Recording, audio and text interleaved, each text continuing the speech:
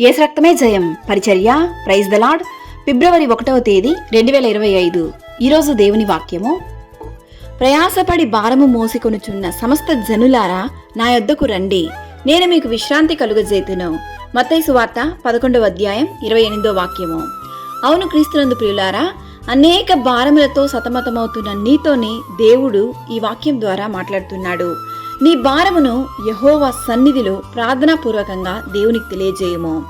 నేను సాత్వికుడను దీన మనసు గలవాడను గనుక మీ మీద నా కాడి ఎత్తుకొని నా యొద్ద నేర్చుకొనుడి, అప్పుడు మీ ప్రాణములకు విశ్రాంతి దొరుకును అని దేవుని వాక్యం సెలవిస్తుంది. ఎలయనగా నా కాడి సులువుగాను నా భారము తేలికగాను ఉన్నవి.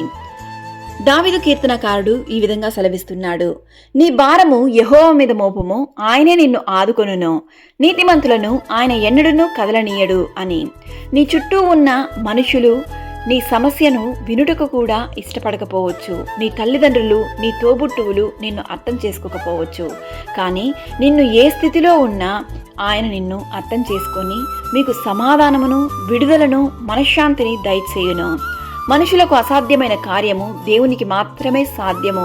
అట్టి దేవుణ్ణి నీవు విశ్వసించినట్లయితే దేవుని యొక్క కృపా కనికరము దీవెనలు మీకు మీ కుటుంబానికి తోడు నీడగా ఉండి మిమ్మల్ని ఆశీర్వదించి కాపాడునుగాక. ఈ ఫిబ్రవరి నెలంతయు దేవుని యొక్క కృపా కనికరము దీవెనలు మీకు మీ కుటుంబానికి మీ సంఘానికి తోడయుండునుగాక. ఆమేన్. God bless you.